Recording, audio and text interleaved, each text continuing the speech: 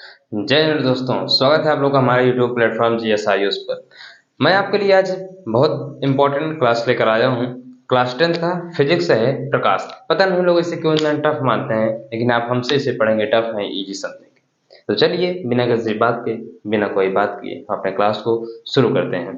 तो देखिए सबसे पहला हमारा टॉपिक क्या है। देखिए क्या प्रश्न क्या कर रहा है, प्रकाश को समझाइए। प्रकाश को समझिए। देखिए हम एक प्रश्न के माध्यम से ही पूरे जो चैप्टर है इसको एकदम बढ़िया से कवर कर लेंगे। तो आप लोगों को क्या करना है, इस वीडियो को पूरा देखना है। आप हमारा साथ दीजिए, पक्का है आपको यह चैप्टर बढ़िया से समझ आएगा।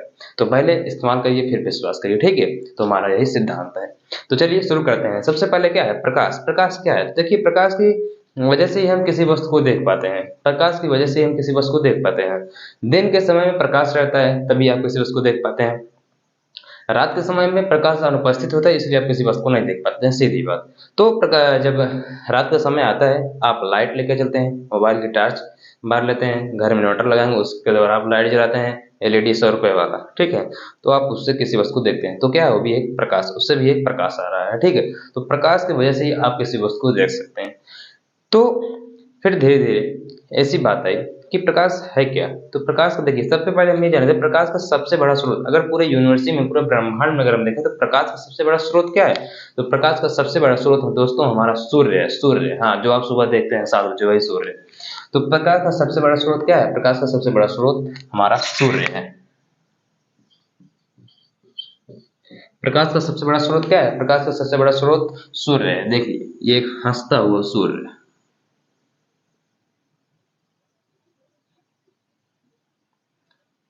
आप इसे उल्टा मत बोलिएगा ना, गुस्सा हो जाएगा ना तो जला देगा आपको भी,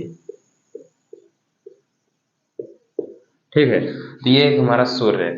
तो यूनिवर्सिटी का पूरे ब्रह्मांड का सबसे बड़ा प्रकाश का स्रोत क्या है, प्रकाश का स्रोत, लाइट का स्रोत सबसे बड़ा क्या है, सूर्य है। तो ब्रह्मांड में अगर सबसे ज्यादा किसी के पास लाइट है, प्रकाश है, तो सूर्य के ही पास, ठीक है। तो चलिए शुरू करते हैं आगे अपनी कथा, प्रवचन। तो देखिए ये हो गया सूर्य।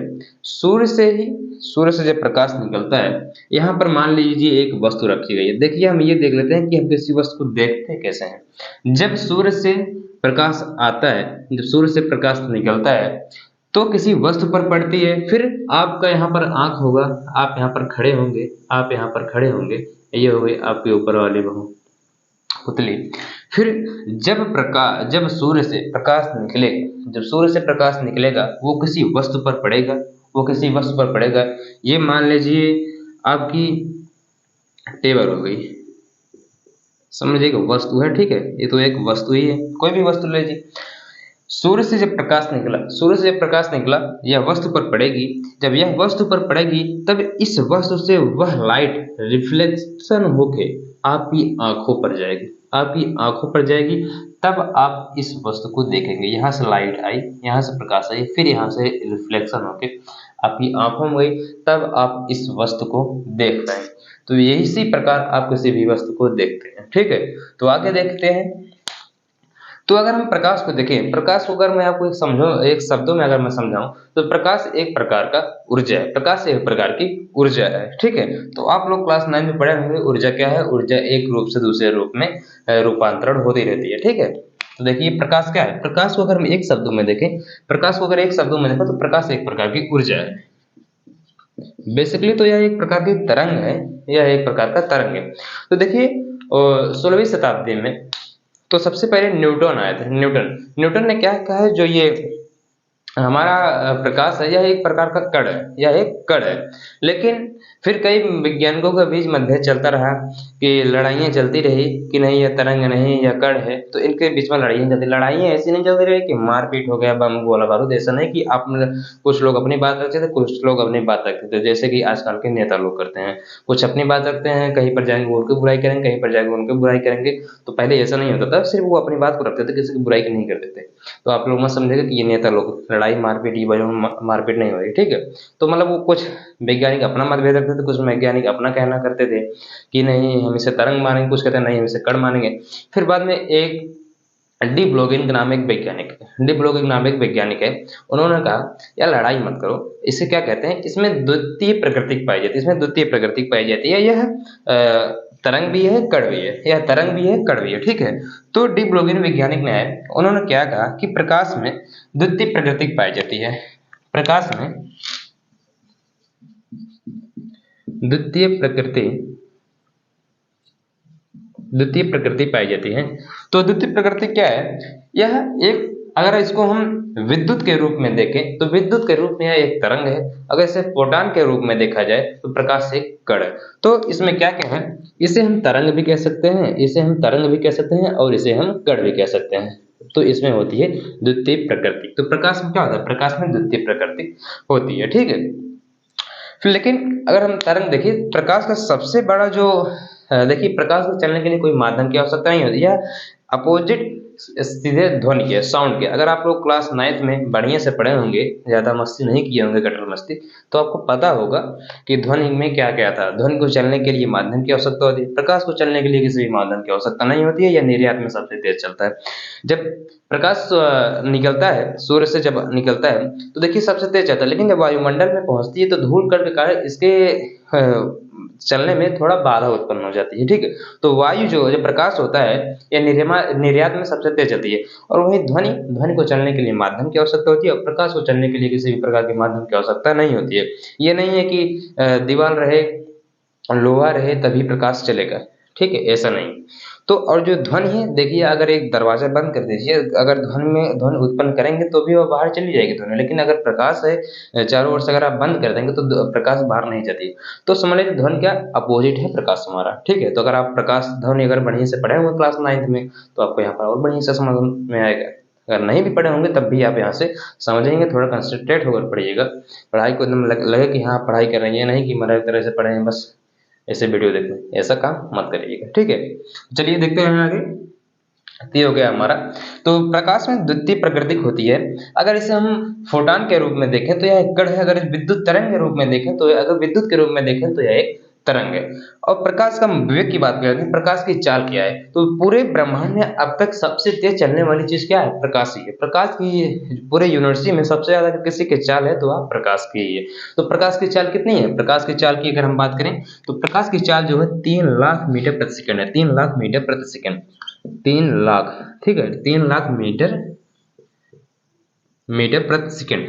इसको हम ऐसे लिखेंगे, तो ऐसे मत लिखिएगा पेपर में, नहीं तो आपका एग्जामिनर क्या करेगा, गलत कर देगा, ठीक है। तो आप ऐसा कभी मत लिखिए।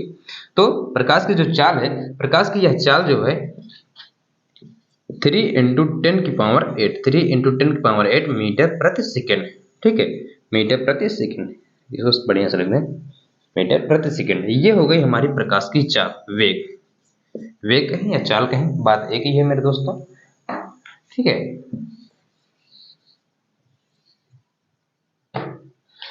ये हो गई हमारी प्रकाश की चाल। तो प्रकाश क्या है बेसिकली, देखिए ऐसा विकिरण या ऊर्जा जो हमारी आंखों में दृश्य संवेदना उत्पन्न करता है, ऐसी विकृति, यह ऊर्जा, मैंने आपको बताया अगर प्रकाश को एक शब्दों में देखा जाए तो प्रकाश एक शब्दों में हमारा ऊर्जा ही है। तो प्रकाश ये क्या है? ऐसी विकिरण या ऊर्जा है जो हमारी आंखों में दृश्य संवेदना उत्पन्न करता है, वे प्रकाश कहलाते हैं।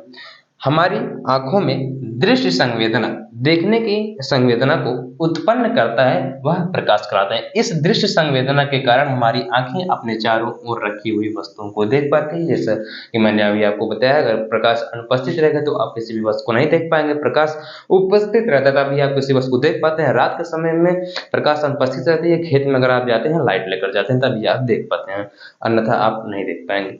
तो अब इस क्लास में हम लोगों को बेसिकली क्या पढ़ना है? प्रकाश का परावर्तन और अपवर्तन। प्रकाश का परावर्तन और अपवर्तन। तो हम लोग बिना किसी बात किए, बिना किसी बात और आगे बढ़ाए, हम लोग आगे बढ़ते हैं प्रकाश का परावर्तन। प्रकाश का परावर्तन, चलिए स्टार्ट करते हैं हम लोग अपना प्रकाश का परावर्तन। हाँ दोस्तों, चलिए शुरू करते हैं हम लोग प्रकाश का परावर्तन। तो देखिए जब मैं छोटा था ना थोड़ा, तो मैं क्या करता था, दोपहर के समय एक कांच का टुकड़ा लेता था, एक कांच का टुकड़ा लेता था। उसके बाद मैं धूप में खड़ा होकर अपने दोस्तों को ऊपर उसको ऐसे करता था, फिर जो प्रकाश आते थे फिर टकरा कर मैं अपने दोस्तों के आंखों पर मारता था, आंखों पर मारता था, इनको चेहरे पर मारता था। वो देखते थे, कहें यार ये कहाँ से मेरे ऊपर लाइट आ रही है, प्रकाश आ रही है। तो मैं कहा, ओ दोस्त इधर देखो, ये देखो मैं सूर्य हूँ। कहा कैसे? देखिए सूर्य का प्रकाश आया, ये गया। ये क्या है रहा है? मैं कहा ये देखिए यही फिजिक्स का रूल लेकर बैठा। बोला क्या? मैं कहा प्रकाश का परावर्तन कर। हाँ, हम कहा यस। तो जब मैं छोटा था ना, तब वही शीशा का टुकड़ा लिया, प्रकाश की लाइट आई, सूर्य की लाइट आई, सूर्य की जो प्रकाश होता है वो आया, और उससे मेरे शीशे से टकरा कर मेरे दोस्तों के चेहरे पर जाता था, तब उसको देखते थे। और मैं फिर एक दिन सोचा, मैं कहा यार जब इससे जा रहा है, तो मैं एक दिन उसे ब्लैक कलर का एक प्लास्टिक का टुकड़ा लिया, टुकड़ा लिया। उसके बाद उसको लेकर खड़ा हुआ। मैं कहा इससे जा ही नहीं रहता। मैं कहा ये क्या? मैं कहा इससे क्यों नहीं जा रहा है? तब बाद में पता चला, बाद में फिजिक्स वालों ने, भौतिक विज्ञान वालों ने बताया। क्या क्या बताया? देखिए प्रकाश तभी रिफ्लेक्शन होकर जाएगी जब आपका जो अगला वाला हिस्सा रहेगा वह चमकीला रहेगा और पॉलिशदार रहेगा, तभी प्रकाश रिफ्लेक्शन होकर जाएगा, तभी प्रकाश जाएगा लौट कर, नहीं तो प्रकाश लौट कर नहीं जाएगा। मैं कहा ये बात है? बोले हाँ। तो देखिए प्रकाश का लौटने की, प्रकाश की रिफ्लेक्शन होने की क्या जरूरत है? तो देखिए, तो क्या यहाँ पर बता रहा है, जब प्रकाश किसी पालिशदार या चिकने तल पर, पालिशदार या चिकने तल पर, मैंने आपको बताया कि जब मैंने वो प्लास्टिक का टुकड़ा लिए तो उससे वह प्रकाश परावर्तन होकर नहीं गया।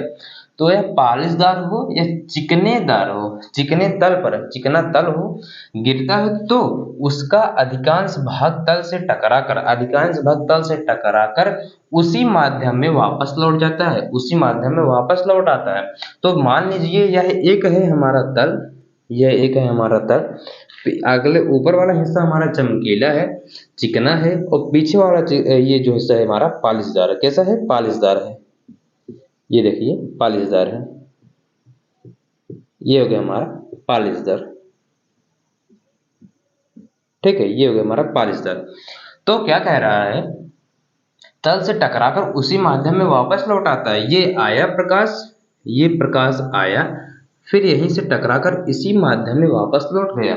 यह जब चिकना था, जब मैं प्लास्टिक का टुकड़ा लिए तब यह नहीं गया, जब शीशा का टुकड़ा लिए तब यह गया।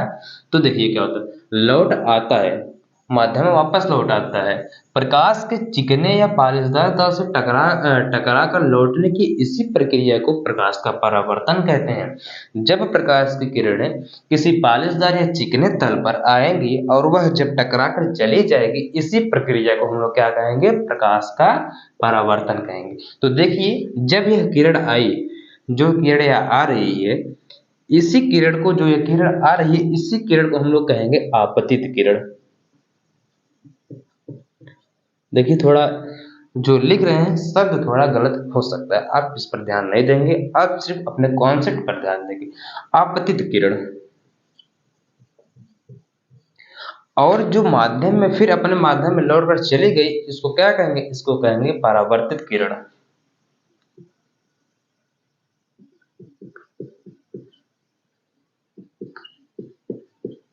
परावर्तित किरण।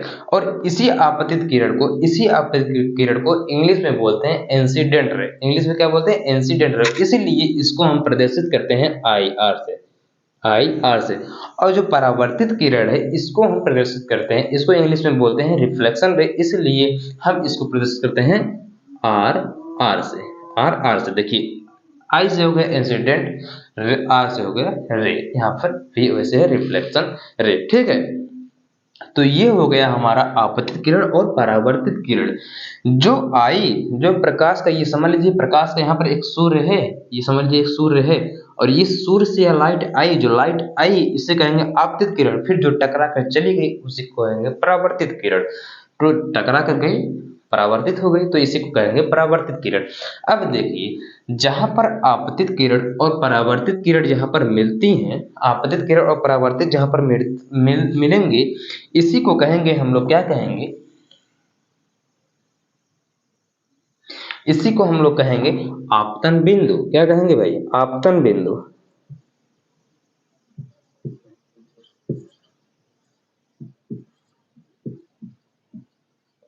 आपतन बिंदु, आपतन बिंदु कौन सा है?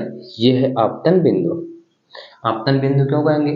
जहां पर आपतित किरण और परावर्तित किरण दोनों मिलते हैं आपस में, जहां आपतन और परावर्तित किरण की जहां मिलन होती है, उसी को कहते हैं आपतन बिंदु। आपतन देखिए अपनापन है, यहाँ पर दोनों लोग मिल रहे हैं, तो यहाँ पर हो जाएगा आपतन बिंदु। ठीक है, अब इसी आपतन बिंदु पर हम लोग एक क्या करते हैं, एक हम लोग यहाँ पर लाइन ड्रा करते हैं, ऐसे ऐसे हम लोग एक लाइन ड्रा करते हैं और इस लाइन को क्या नाम दे दें, इस लाइन का नाम क्या है, अभिलंब। इस लाइन का क्या नाम है, अभिलंब। इसी अभिलंब के साक्षी मानकर हम नाप तौल सभी करेंगे। इसी अभिलंब का नाम साक्षी मानकर हम किसी भी का यहाँ पर नाप तौल करेंगे। क्या है ये, अभिलंब है, ये है हमारा अभिलंब। तो देखिए, जो आई आपतित किरण, जो गई परावर्तित किरण, जहां पर आपतित परावर्तित मिले उसी को कहेंगे आपतन बिंदु, और इसी आपतन बिंदु एक हम लोग खींचेंगे लाइन, जिसे कहेंगे अभिलंब कहेंगे, जिसे कहेंगे अभिलंब कहेंगे। अब देखिए, अब हम ये है,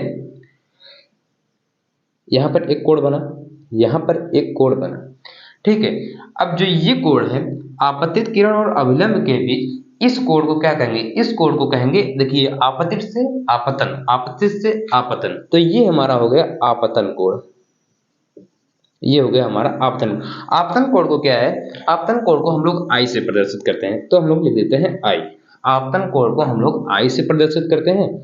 और जो परावर्तन कोण है, देखिए अभिलंब और परावर्तित कोण के बीच जो कोण बन रहा है अभिलंब, ये है अभिलंब और ये है परावर्तित कोण।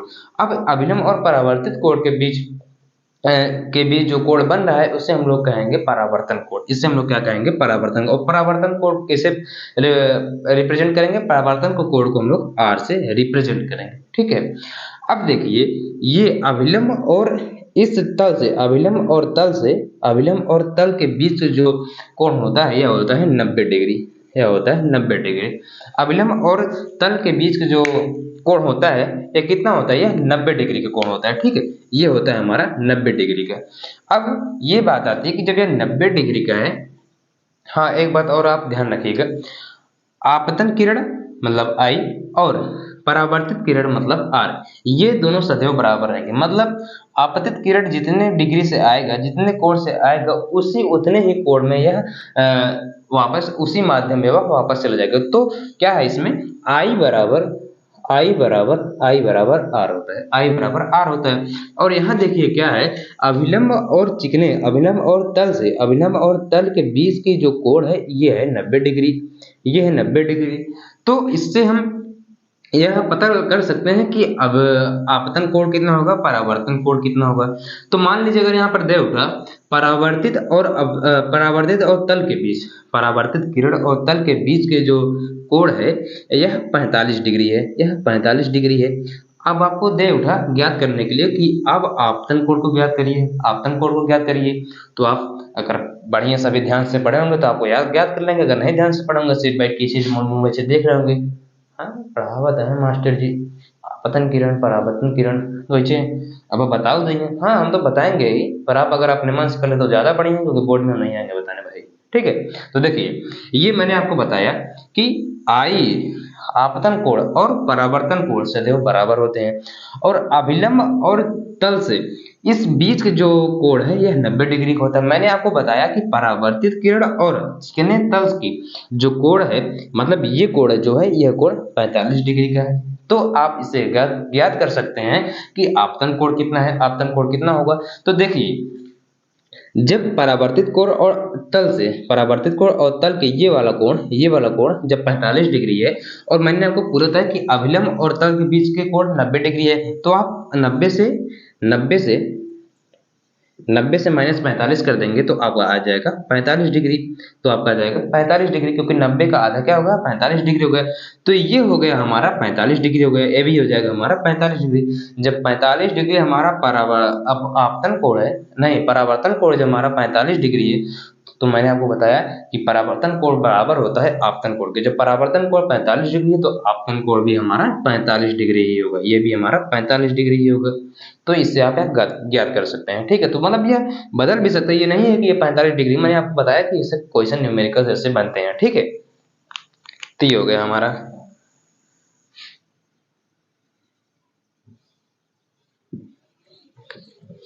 बढ़िया से बना देते हैं, आप इसको बना लीजिएगा। ठीक है, इसको आप बना लीजिएगा बढ़िया से। जी देखिए, ये हो गया एक हमारा चिकना तल, ये हो गया हमारा एक चिकना तल, अब यहाँ से एक किरण आई, ये यहाँ से फिर टकरा कर चली गई। जो यह किरण आई यह है आपतित किरण,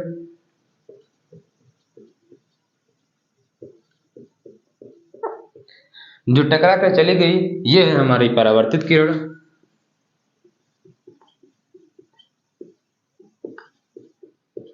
यह है हमारी परावर्तित किरण। ठीक है, अब जहां आपतित और परावर्तित किरण मिल रही है, मैंने आपको बताया यह हो जाएगा हमारा, अब क्या हो जाएगा हमारा आपतन बिंदु हो जाएगा। ठीक है,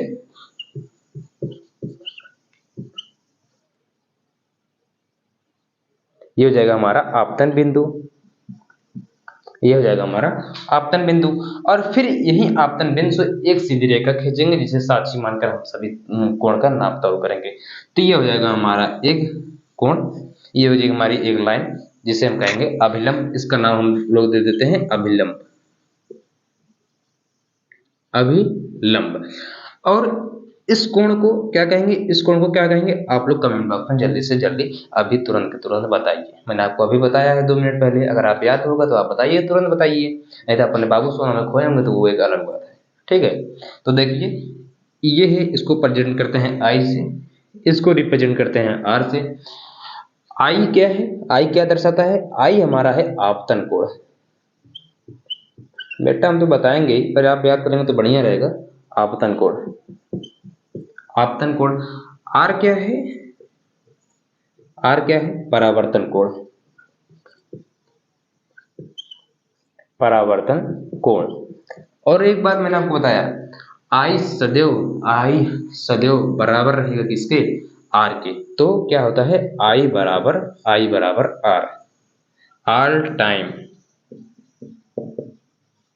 ऑल टाइम, सभी टाइम आपतन कोण के बराबर सदैव हरदम बराबर होगा हमारा परावर्तन कोण। ये हो गया हमारा आपतित किरण, परावर्तित किरण और इसके बीच में जो ये बनाता है। ठीक है, अब इसके बाद ये आता है परावर्तन के प्रकार, परावर्तन के प्रकार। तो आप इसे एक बार और देख लीजिएगा। सभी लोग कहते हैं कि इंग्लिश मीडियम का सभी मटेरियल हमारे पास उपलब्ध होता है, सभी टीचर उपलब्ध करवा देते हैं, हिंदी मीडियम का ही मटेरियल नहीं मिलता है। तो हिंदी मीडियम मटेरियल क्यों मिले, हिंदी मीडियम वाले बच्चे मेहनती होते हैं, तो आप भी मेहनत करिए। मैं आपको साथ पढ़ा रहा हूँ तो आप भी कॉपी किताब कलम लेकर बैठ जाइए, साथ में बैठकर लिखते रहिए, नोट्स बनाते रहिए। इसलिए मैं आपके लिए लिख लिख कर यहाँ पर लेकर आ रहा हूँ, मेहनत को बेकार मत करिए। ठीक है, तो आप भी लोग बीच बीच में लिखते रहिए, नोट्स बनाते रहिए। पीडीएफ का प्रोवाइड तो बाद में सिस्टम आ ही जाएगा। ठीक है, तो मैंने आपको और बता दे रहा हूँ रिवीजन में।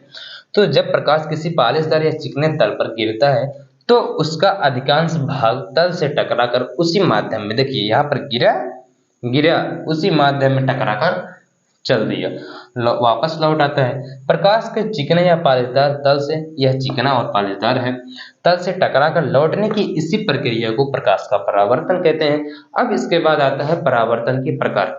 परावर्तन के 2 प्रकार होते हैं। अब परावर्तन के बाद कौन कौन से 2 प्रकार हैं, इसको हम पढ़ेंगे अगली क्लास में। तो अगली क्लास देखने के लिए हमारे क्या करना है, आप हमारे चैनल को सब्सक्राइब करिए, वीडियो को लाइक करिए, अपने क्लास 10 के सभी दोस्तों को पास तुरंत अभी के शेयर करिए, बोलिए कि आ गया है जीएस आयु, पहले इस्तेमाल करें फिर विश्वास करें। आप इसको पहले इस्तेमाल करिए फिर विश्वास करिए, एकदम बढ़िया से हम आप इस क्लास में बढ़िया से इसको समझेंगे। ठीक है, तो अगली क्लास में हम लोग क्या पढ़ेंगे, परावर्तन के प्रकार, परावर्तन के प्रकार। तो फिर इस क्लास के लिए बस इतना ही। जय हिंद।